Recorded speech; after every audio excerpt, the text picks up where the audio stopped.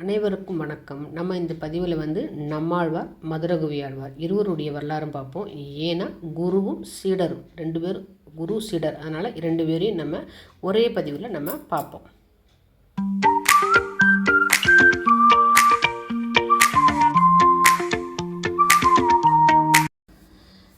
அனைவருக்கும் வணக்கம். நம்ம இந்த பதிவில் நம்மாழ்வார் பார்ப்போம். ஏற்கனவே நம்ம 4 ஆழ்வார்களை பார்த்து விட்டோம். முதல் 3 ஆழ்வார்கள் சொல்லும் பொழுது பொய்கை ஆழ்வார், பூதத்தாழ்வார், பேயாழ்வார் பார்த்தோம். அதுக்கப்புறம் திருமழிசை ஆழ்வார் 4ஆவதாக பார்த்துட்டோம். இப்போ 5ஆவதாக நம்மாழ்வாரை நம்ம பார்க்க போகிறோம். அந்த பதிவில் நம்மாழ்வாரை பார்க்கும்பொழுது நம்ம மதுரகவி ஆழ்வாரையும் சேர்ந்து நம்ம பார்த்துடலாம். ஏன்னா நம்மாழ்வாரனுடைய சீடர் மதுரகவி ஆழ்வார். அதனால் அவரையும் சேர்ந்து நம்ம பார்க்கலாம். குருவையும் சீடரையும் சேர்ந்து பார்ப்பது, அவருடைய சேர்ந்த வரலாறுகளை நம்ம இது மாதிரி பேசுவது கேட்பதெல்லாம் புண்ணியம் அணிந்திருக்கணும். அதனால் நம்ம இருவரையும் பிரிக்காமல் சேர்ந்தே இந்த வரலாறை பார்ப்போம். முதல்ல நம்மாழ்வார், அதாவது நம்மாழ்வாரை சொல்லும்பொழுது நம்ம மதுரகவி ஆழ்வார் சொல்லாமல் இருக்க முடியாது. இருவருக்கும் தொடர்புடையது. இவரையும் விட முடியாது, அவரையும் விட முடியாது. அதனால் நம்ம இருவரையும் சேர்ந்து ஒரு பதிவில் பார்ப்போம். இப்போ நம்மாழ்வார் பெருமாளே நம் ஆழ்வான் இவன் அப்படின்னு அவர் வாயாலேயே சொன்னதுனால இவருக்கு நம்மாழ்வார் அப்படின்னு பெயர். இவர் விஸ்வசேனனுடைய அம்சமாக விளங்குபவர். இவர் பிறந்தது எங்கன்னா தூத்துக்குடியில் இருக்க திருநகரி, அதாவது இப்போ ஆழ்வார் திருநகரி சொல்கிறாங்களே, அங்கே தான் இவர் பிறந்த ஊர்.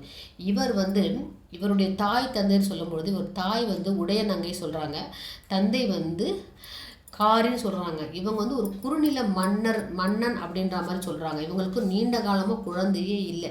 குழந்தையே இல்லாதனால இவங்க என்ன பண்ணுறாங்க, அந்த ஊர் பெருமாள்கிட்ட போய் வேண்டுறாங்க. அங்கே ஆழ்வார்த்தினர் பெருமாள்கிட்ட போய் வேண்டி எங்களுக்கு குழந்தையே இல்லை, எங்களுக்கு குழந்தை கொடுங்க அப்படின்ட்டு ரொம்ப தவமிருந்து பெற்ற குழந்தை அந்த குழந்தை பெற்றவுடன் அவங்களுக்கு இப்போ அந்த குழந்தை நமக்கு வந்துருச்சுன்னு இந்த தாய் தந்தைக்கு எவ்வளோ சந்தோஷமாக இருக்கும். ஆனால் அந்த தாய் தந்தையருக்கு சந்தோஷமாக இல்லை. ஏன்னு கேட்டால் அந்த குழந்தை அசைவற்று இருந்தது, அழகாக பிறந்திருக்கு. ஏற்கனவே நம்ம பார்த்துருக்கோம். ஆழ்வார்கள் திருமழிசை ஆழ்வார் பிறக்கும்போது பிண்டமாக பிறந்தார். ஏதோ அது ஒரு முட்டை மாதிரி, பெரிய சைஸ் முட்டை மாதிரியே இருந்துச்சு. இங்கே அப்படி கிடையாது. இந்த குழந்தை கை கால் எல்லாமே இருக்குது. ஆனால் ஒரு பொம்மை இருந்தால் எப்படி இருக்கும், பேசாது, சிரிக்காது, அது பாட்டுக்கு இருக்கும் இல்லையா. எப்படி கிடக்குதோ அது அப்படியே கிடக்கும். அப்படின்ற மாதிரி அப்படியே அது இப்போ கிடந்த குளத்துலேயே அப்படியே கிடந்துச்சு.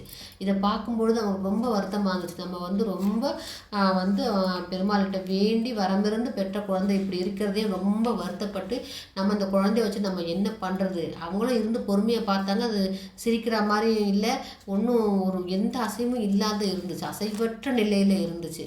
சரி, அதனால தான் நான் இந்த அசைவற்ற நிலையை ஞாபகம் வச்சுக்கோங்க. பின்னாடி இந்த அசைவற்ற நிலைக்கு அவர் அவருடைய சீடர் கேட்கின்ற கேள்வி உங்களுக்கு இதுக்கு புரியும். உங்களுக்கு இந்த மாதிரி அசைவற்று அவர் இருக்கும்பொழுது அவங்க அப்பா அம்மா என்ன பண்ணுறாங்க, தாய் தந்தையர் இந்த கோயிலே நீ தானே பெருமாள் கொடுத்தேன், நீயே இந்த குழந்தைய வச்சுக்கோ சொல்லிட்டு அந்த கோயில்லையே அந்த குழந்தைய அங்கே ஒரு புளிய மரத்தடி இருக்கும். அந்த புளிய மரத்தடி கீழே ஒரு தொட்டில் இருக்கும். அந்த தொட்டிலில் அந்த குழந்தைய போட்டுட்டு அவங்க கிளம்பிடுறாங்க. அவங்க கிளம்புனதான தாமதம், எது நடந்ததோ நன்றாக நடந்துச்சு. அப்புறம் எது நடக்க போகிறதோ அது நன்றாக நடக்க போகுது. எப்பயுமே நம்ம ஆழ்வார்களுடைய வரலாறு நீங்கள் பார்த்தீங்கன்னா கிருஷ்ணனுடைய அந்த கீதாச்சாரம் நல்லா பொருந்தும். எது நடக்கிறது, நடக்க போகிறது, நடந்து முடிந்தது 3 காலத்துக்கும் பொருத்தமாக தான் இந்த வரலாறு இருக்கும். சில பேர் நல்லா அது இது நல்லா தெளிவாக இதை நீங்கள் கேட்டிங்கன்னா நீங்கள் மனசில் உள்வாங்கன்னு நல்லா இந்த கதை உங்களுக்கு, இந்த வரலாறு உங்களுக்கு நல்லா புரியும். நீங்கள் நான் சொல்லுகின்ற வரலாறை நீங்கள் நல்லா கண்ணை மூடி அப்படியே நீங்கள் லயிச்சு உங்கள் கண்ணு முன்னாடி அந்த வரலாறை முன்னாடி கொண்டு வந்தீங்கன்னா சொல்ல ரொம்ப அருமையாக இருக்கும் அந்த வரலாறு. இப்போது இவங்க விட்டுட்டு போகிறாங்க. இந்த குழந்தை என்ன பண்ணுது, அவங்க விட்டுட்டு போன உடனே அந்த புளிய மர தொட்டிலேருந்து அழகாக அது எழுந்து தவழ்ந்து என்ன பண்ணுது, அந்த புளிய மரம் பொந்தில் போய் உட்காந்துக்குது. பாருங்கள், போனால் தான் தாமதம் எழுந்திரிச்சு உள்ளே போய் உட்காந்துட்டு படுத்த கோலத்தில் இருக்குது, அதுக்கப்புறம் அமர்ந்த கோலத்தில் இருக்குது, அப்புறம் நின்ற கோலத்தில் கடைசியில் வரும். இப்போ படுத்த கோலத்தில் தியானம் பண்ணுது. இந்த மாதிரி எத்தனை வருஷம் தியானம் பண்ணுது சொல்லுவாங்கள்ல, ஒரு குறிஞ்சி பூ எத்தனை வருஷத்துக்கு ஒரு தடவை பூக்கும், 16 வருஷத்துக்கு ஒரு தடவை தான் பூக்கும். 16 வருடம் அந்த புளிய மரத்தடியில் இந்த குழந்தை தியானம் பண்ணுது. எப்படி படுத்த கோலத்தில் தியானம் பண்ணுது, அப்புறம் கொஞ்சம் வளர்ந்ததுக்கப்புறம் அமர்ந்த கோலத்தில் தியானம் பண்ணுது, அப்புறம் நின்ற கோலத்தில் தியானம் பண்ணுது. ஆனால் யாருக்கிட்டேயும் பேசாது, ஒன்றும் செய்யாது. நின்ற கோலத்துன்னும் போது நிறைய கிருஷ்ண சிலை பார்த்தீங்கன்னா நின்றுக்கிட்டே இருக்கும், புல்லாங்குழல் ஊதுற மாதிரி. அந்த மாதிரி தான் படுத்த கோலம். நிறைய பெருமாள் கோயிலில் படுத்திங்கன்னா படுத்த கோலத்தில் இருப்பார் பெருமாள், நின்ற கோலத்தில் இருப்பார், அதே மாதிரி அமர்ந்த கோலத்தில் இருப்பார். நம்ம அந்த உதாரணமாக எடுத்துக்கணும். இவர் அந்த மாதிரி இருந்து அந்த பொந்துக்குள்ளே தான், அந்த பொந்தை விட்டு அவர் வெளியவே வரல. ஏன்னா இவர் வந்து பெருமாளுடைய அவதாரம் அப்படின்னும் பொழுது அவருக்கு வந்து வெளியில் வந்து கற்றுக்கணும்னு அவசியமே கிடையாது. எல்லாமே அவர் அந்த தியானத்தின் மூலமாக 16 வருடம் தன் சீடருக்காண்டி அவர் வெயிட் பண்ணி அந்த இடத்துல இருக்கார். சீடர் வந்ததுக்கப்புறம் தான் வாயவே திறக்கணுன்ட்டு அப்படியே அந்த பொந்துலேயே, புளிய மர பொந்துலேயே அவ்வளோ அழகாக ஒரு சிறுவன் எப்படி இருப்பாங்க, அந்த சிறுவன் நல்ல தேர்ச்சி பெற்ற ஒரு சிறுவன், அழகான ஒரு சிறுவன், தேஜஸோட ஒரு சிறுவன், அந்த கொண்டையே அவ்வளோ அழகாக இருக்குமா. அந்த அளவுக்கு அவர் அந்த ஒளி பிரகாசமாக அந்த புளிய மர பொந்துக்குள்ளே இருக்கார். அந்த புளிய மரம் வந்து இன்னும் கூட அந்த ஆழ்வார் திருநகரில் இருக்குது. அந்த புளிய மரம் எப்படின்னா அந்த அந்த அவருடைய கருவறையே வந்து திருப்புலி ஆழ்வார்னே போட்டிருக்கோம். நீங்கள் அந்த கோயிலில் வந்து அது பேர் பித்தளையான படிக்கட்டிலே பண்ணியிருப்பாங்க. அதுக்குள்ளே ஏறி உள்ளே போய் அந்த புளிய மரத்தை தரிசனம் பண்ணால் உரங்கா புலி அப்படின்னு சொல்லுவாங்க. இந்த உரங்கா புலிக்கு வந்து லக்ஷ்மணருடைய அவதாரம் சொல்கிறாங்க. அந்த புளிய மரம் எப்படி வந்து ராமர் வந்து காட்டுக்கு போகும்போது கூடவே லக்ஷ்மணர் போய் அவர் உறங்காமல் வந்து அவர் காத்தாரில் கண்ணுங்கருத்தும் அந்த காட்டுக்குள்ளே, அந்த மாதிரி இந்த புளிய மரம் வந்து நம்மாழ்வாரை வந்து காப்பாற்றுச்சான். அவர் தியானம் பண்ணுற போது எந்த ஒரு இதுவும் தடங்கள் வராமல் அப்படி காத்ததுனால இதை லக்ஷ்மணனுக்கு உதாரணமாக சொல்கிறாங்க. அந்த புளிய மரத்தில் அதிலே எழுதி போட்டு இருப்பாங்க. அதே மாதிரி இந்த புளிய மரம் வந்து அனந்தாழ்வாரனுடைய ஒரு அவதாரமாகவும் சொல்கிறாங்க. ஏன்னா எந்த ஒரு காரியம் இல்லாமல் அந்த ஒரு புளிய மரத்து பொந்தில் அவர் உட்கார்ந்துருக்க முடியாது. அங்கே ஏதாவது ஒரு சிறப்பான ஒரு அம்சம் இருக்கும், இல்லாமல் இருக்காது. அது வந்து அவங்களுக்கு கடவுளே அந்த அவதாரத்துக்கே உரித்தவங்களுக்கு தான் அந்த மாதிரி தெரியும். அந்த கீழே அந்த இடங்கள்லாம் அவ்வளோ வந்து அருமையாக இருந்திருக்கலாம். அந்த மாதிரி இடத்துல தான் அவர் அந்த புளிய மரத்தில் அந்த பொந்தில் உட்காந்து அவர் தியானம் பண்ணுறார். அந்த மாதிரி தியானம் பண்ணிக்கிட்டு இருக்கின்ற பொழுது இப்போ நான் வந்து அந்த புளிய மரத்தை பற்றி சொல்லிக்கிட்டு இருந்தேன். அந்த புளிய மரம் வந்து இன்னும் கூட ஆழ்வார் திருநகரில் இருக்குது. இன்னும் பழமையாக இருந்து 2 விரிசல் பட்டு இருக்குது. அதுக்கு புது வஸ்திரம் போட்டு அதுக்கு ஃபுல்லாக இதெல்லாம் பண்ணுறாங்க, ஆராதனைலாம் பண்ணி அது உள்ளே ஒரு கட்டணம் வசூலிக்கிறாங்க. உள்ளே போய் நம்ம அந்த புளிய மரத்தை பார்த்துட்டு வரலாம்.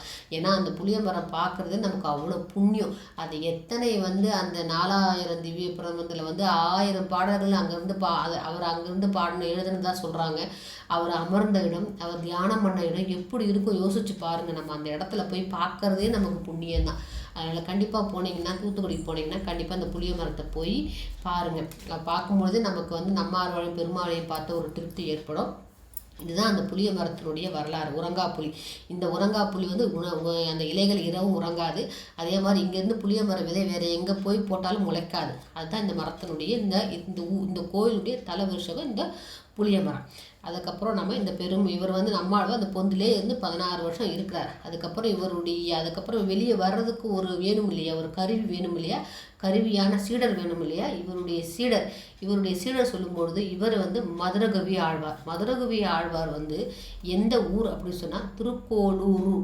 நான் சொல்லியிருக்கேன் திருக்கோளூர் பெண் பிள்ளை ரகசியம் நான் சொல்லியிருக்கேன். அதில் எப்படி அந்த அம்மா வந்து திருக்கோளூரை விட்டு வெளியே வர்றாங்களோ, நான் வந்து இந்த ஊரில் எதுக்கு இருக்கணும், அந்த பெருமாள் வந்து மாநிதி பெருமாள் அப்படின்னு பேர். அந்த பெருமாள் ரொம்ப அழகாக இருப்பாருங்குவாங்க. அந்த பெருமாள் கோயிலை விட்டு நம்ம வெளியே வருவாங்க. வெளியே வரும்போது ராமானுஜர் கேட்பார், ஏமா இந்த ஊர்லேருந்து வர நானே மதுரகவி ஆழ்வார் பிறந்த ஊர், இந்த பெருமாளை பார்க்க நான் வந்துக்கிட்டு கேட்கும்போது அப்போ அவங்க சொல்லுவாங்க இல்லையா, எதுவுமே தெரியாது சொல்லிட்டு எல்லாம் சொல்லுவாங்க இல்லையா. அந்த மாதிரி தான் அந்த கோயில் தான் இந்த கோயில், அந்த ஊர் தான் இவர் மதுரகவி ஆழ்வார் பிறந்த அந்த ஊர். ஏன்னா நம்ம வந்து திருக்கோளூர் பெண் பிள்ளை ரகசியத்தை படிக்கும்பொழுதே நமக்கு நிறைய வைணவ பெருமாளுடைய ஆழ்வார்களுடைய வரலாறை நம்ம அழகாக தெரிஞ்சுக்கலாம். நிறைய இடங்களில் நம்ம படிக்கும்பொழுது இது மேற்கோள் காட்டி அவங்க சொல்லியிருக்கும்பொழுது நமக்கு டக்குன்னு அந்த வரலாறு புரியும். அதனால தான் நீங்கள் வந்து திருக்கோளூர் பெண் பிள்ளை ரகசியத்தை பாருங்கள் படிங்க. அந்த ஒவ்வொரு ஹிண்ட்டாக இருக்கும், நமக்கு ஈஸியாக புரியும். இப்போது நம்ம இந்த திருக்கோளூர்லேருந்து அவர் என்ன பண்ணுறாரு, இந்த ஊரில் பெருமாளெல்லாம் பார்த்துட்டு இவர் இங்கே இருந்துட்டு இவருக்கு வந்து ஊர் நல்லா எல்லா பெருமாள் கோயிலுக்கும் போய் மங்களாசாசனம் பாடல் பாடணும், பாசுரம் பாடணும் ரொம்ப ஆசை இருக்குது. அதனால் போய் பெருமாளை தரிசிச்சுட்டு வரலாம் சொல்லிட்டு அந்த ஊரை விட்டு கிளம்பி இவர் வட தேசங்களுக்கு பயணம் போகிறார். அப்படி ஒரு போகிற இடம் தான் வந்து அயோத்தி. நான் சொல்கிறது இப்போ மதுரகவி ஆழ்வார் எப்படி இவரை இப்போ இந்த பொந்தில் இருக்கிறவர் பேச வைக்கணும் இல்லையா, இவர் நம்மாழ்வார் வரலாம் சொல்லிக்கிட்டு இருக்கேன். அதில் மதுரகவி ஆழ்வாரனுடைய வார்த்தை சொல்கிறேன் நான். அவர் வந்து அயோத்தியில் போய் அங்கே வந்து ராமரை கும்பிட்டுட்டு இருப்பார். பெருமாளுடைய அவதாரம் தானே, பெருமாள் கோயிலுக்கு தான் அவங்க போவாங்க, பெருமாளுக்கு தான் பாடுவாங்க அவங்க. அங்கே அவர் இருக்கும்பொழுது அவர் எப்போவுமே என்ன பண்ணுவார், ஊரை விட்டு வந்தாலும் காலையில் எழுந்திரிச்சு நம்ம எப்படி சூரிய நமஸ்காரம் பண்ணுறோமோ அதே மாதிரி அவர் என்ன பண்ணுவார், அவருடைய ஊரை பார்த்து, ஊர் திசையை பார்த்து, தெற்கு திசையத்தை பார்த்து ஒரு கும்பிடு போடுவார். அந்த பெருமாளுக்கு ஒரு நமஸ்காரம் பண்ணுவாராம். பண்ணிட்டு தான் மற்ற வேலையெல்லாம் ஆரம்பிப்பார். அப்படி இருக்கின்ற பொழுது ஒரு நாள் இங்கே தென்பகுதியிலிருந்து அவர் கும்பிடும் திசையிலிருந்து ஒரு பெரிய பேரொளி தீப்பிழம்பு இவர் கண்ணுக்கு பிரகாசமாக தெரியுது. இதடா இத்தனை நாள் தெரியாமல் இப்போ தெரியுதே அப்படின்னு சொல்லிட்டு பார்த்துட்டு வேறு ஏதோ இருக்கோ சொல்லிட்டு முதல் நாள் விட்டுறார். 2வது நாளும் தெரியுது, 3ஆம் நாளும் தெரியுது. இப்படி தெரிகின்ற போது அவருக்கு இது ஏதோ ஒரு வித்தியாசமாக இருக்கிறது, இது நம்ம ஊர் பக்கம் இருந்து, நம்ம இதில் ஊர் பக்கம் இருந்து வருது, நம்ம போய் பார்க்கணும்னு சொல்லிட்டு அந்த ஒளி வருகின்ற இடத்தை நோக்கி நடந்தே போகிறார். போய் அந்த இடத்த பார்க்குறார். அந்த இடத்துல நம்மாழ்வார், அந்த புளிய மரம் பொந்த நம்மாழ்வார் அவர்கிட்ட இருந்து தான் அப்படி வருது. ஏன்னா 16 வருஷம் அந்த புளிய மரத்துலேருந்து அவர் பண்ணுற தவ வலிமை, அந்த தவம், அதனுடைய ஒளி பிழம்புகள், அந்த பிரகாசம், தேஜஸ் சொல்லுவாங்க, இத்தனை வார்த்தை சொல்லலாம். அது அப்படியே அலையிலையாக வந்து அது யார் கண்ணுக்கு மட்டும் தெரியுது, எல்லார் கண்ணுக்கும் தெரியல. இவர் சீடர்னும் போது இவருக்கு தான் அதை தெரிகிறது. ஏன்னா சீடரை வரவழைக்க வேண்டும் இல்லையா, எப்போ அவர் வரணும், எப்போ பண்ணணும் அப்படின்னு காலகட்டங்கள் இருக்குதுல்ல, இவருக்கு மட்டும்தான் அது தெரியுது. வர்றார், வந்து பார்த்துட்டு சீடருடைய அவர் பேசும்போது சீடர்கிட்ட தான் பேசணும்னு நினைக்கிறார். அவர் நம்முடைய சீடர்கிட்ட தான் அவர் பேசணும்னுட்டு. அதே மாதிரி அவர் வரார். அவர் வந்துட்டு இவர் எப்படி பேச வைக்குதுன்னு அவர் பார்க்குறார். அவர் என்ன பண்ண, ஏன்னா அமைதியாகவே இருக்கார், யார்கிட்ட பேசுறது கிடையாது. ஒரு நல்ல சிறுவனாக, வளர்ந்த சிறுவனாக அந்த பொந்தில் உட்கார்ந்துருக்காரு.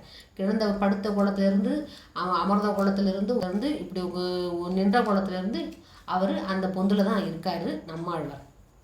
இவர் என்ன பண்ணார், இத்தகைய தேஜஸோட கூடிய இவரை பார்த்த உடனே அவருக்கு அவ்வளோ சந்தோஷமாயிது. ஏன்னா குருவை பார்க்கும்பொழுது சீடருக்கு எவ்வளோ சந்தோஷமாக இருக்கும், அந்த அனுபவப்பட்டவங்களுக்கு தான் அது தெரியும். அதே மாதிரி அந்த குருவை பார்க்கும்போது இவருக்கு அப்படி ஒரு இனம் புரியாத ஒரு பாசம், இவர் தான் நம்ம குரு அப்படின்னு முடிவு பண்ணிட்டார். ஏன்னா நம்மாழ்வார் வந்து சிறுவன், இவர் மதுரகவி ஆழ்வார் வயதானவர். அப்படிங்கும்போது 2 பேருக்கும் வித்தியாசம் பாருங்கள். இப்படி திருஞான சம்பந்தரும் அப்பரும் அப்படின்னு நம்ம எடுத்துக்கணும். குழந்தையா இருப்பார்ல அவர், இவர் வந்து திருநாவுக்கரசர் வந்து நல்ல வயது முதிர்ந்திருப்பார், அந்த மாதிரி எடுத்துக்கணும். அந்த மாதிரி சீடராக இவர் ஏற்றுக்கிட்டார். சீடராக இவர் வந்து அவரை ஏற்றுக்கணும் இல்லையா, இவர் பார்க்குறாரு. இவர் பார்க்கும்பொழுது இவர் நம்ம குருன்னு இவர் தெரிஞ்சு போச்சு, அவர் பேசினா தானே அவருக்கு தெரியும். இப்போ ஒரு சின்ன கல் எடுத்து அவர் முன்னாடி போடுறாரு.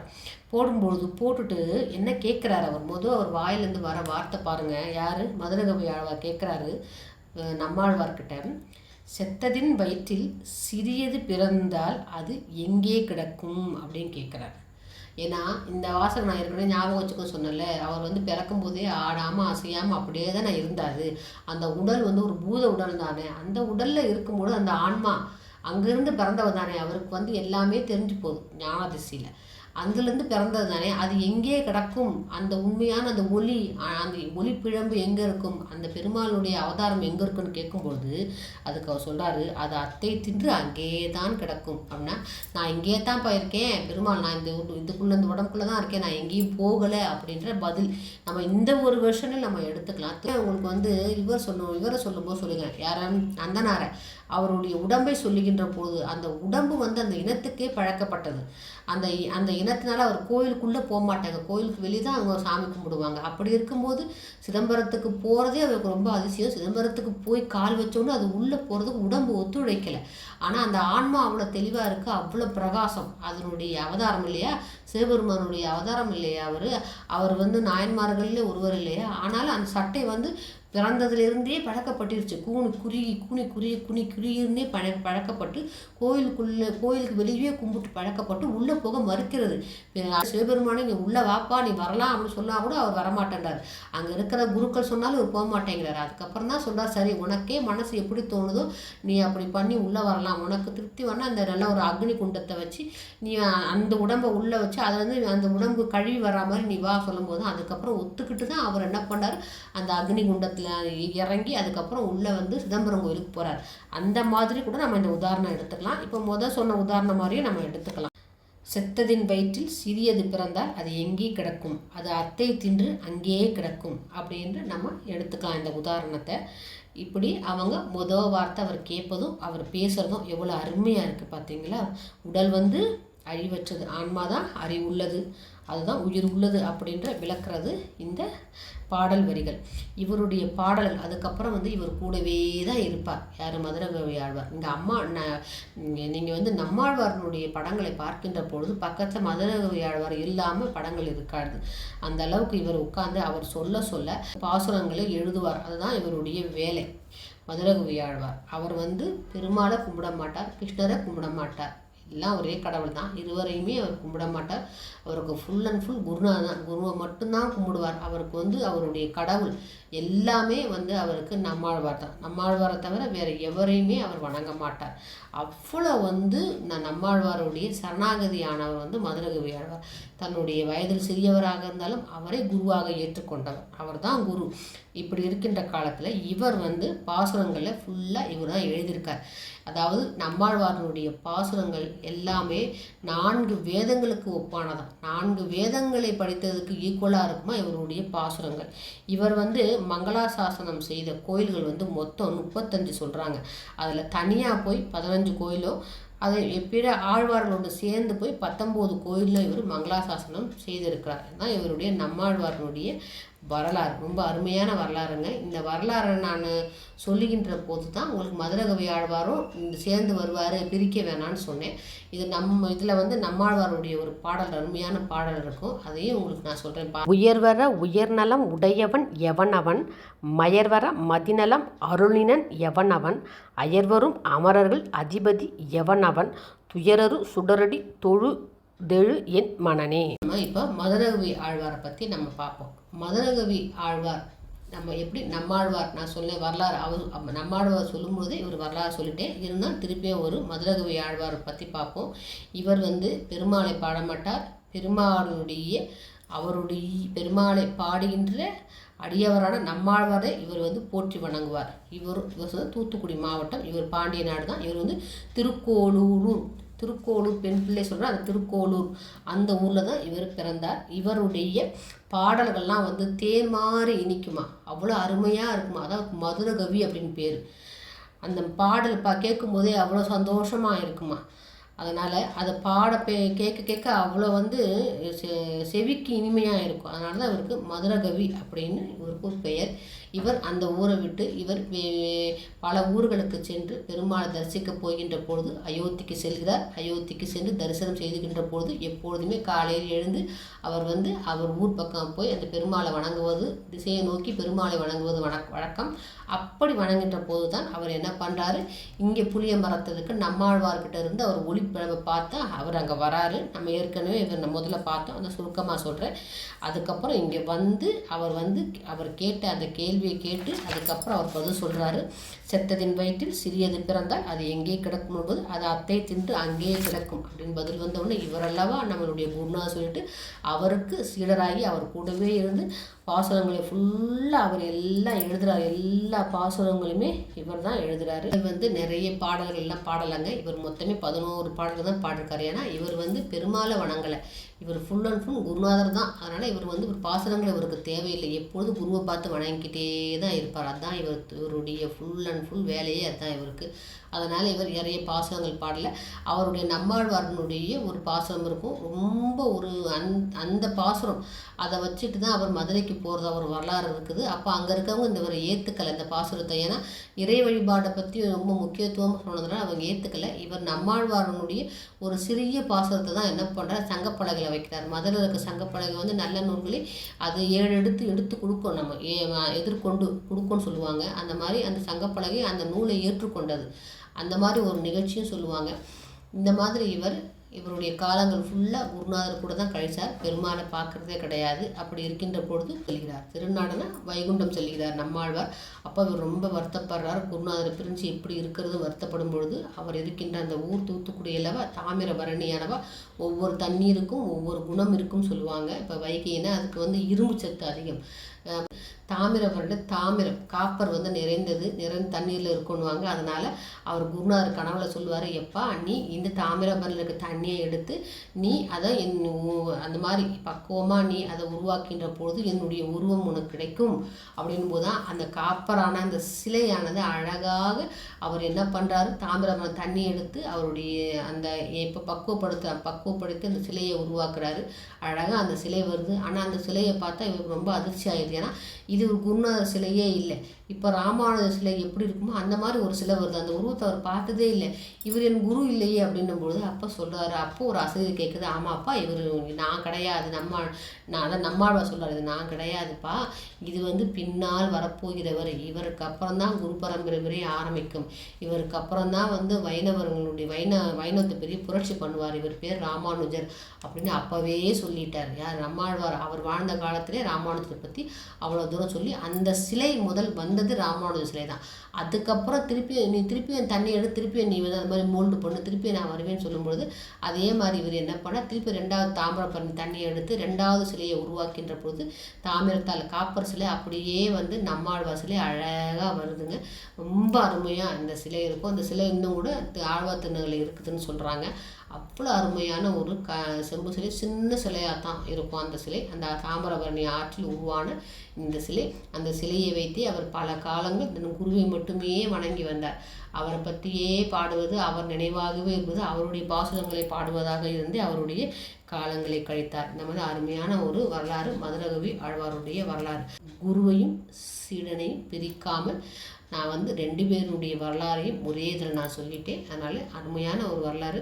கண்டிப்பாக இந்த வரலாறை கேளுங்க. இந்த மாதிரி நல்ல விஷயங்களை பார்ப்போம், பேசுவோம், செய்வோம். நமக்கு நல்லதே நடக்குங்க. அடுத்த ஒரு ஆழ்வார் பதிவில் நம்ம பார்ப்போம். நன்றி, வணக்கம்.